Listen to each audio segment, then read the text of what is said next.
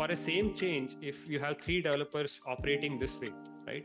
The third developer would be like 10x, 20x more faster than the first developer. Krishna, I have one question. What do you mean by shorter feedback loop? You are a developer, right? You're making a code change. Let's look at a longer feedback cycle, right?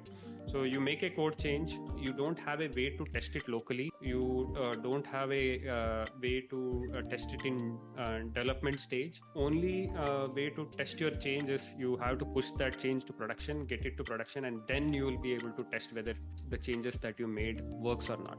That's a long feedback loop. The shorter feedback loop is when you make a change and you need to build the change, get it into an artifact, then you have to deploy it locally, and then you are able to see the change locally, right?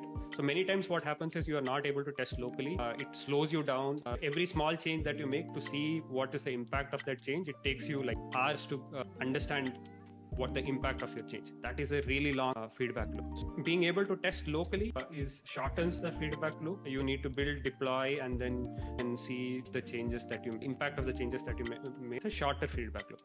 Even more shorter feedback loop would be if you have a way where you make a change and immediately you see the web apps, it is possible.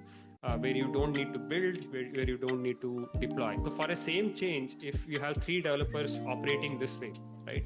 The third developer would be like 10x, 20x more faster than the first developer.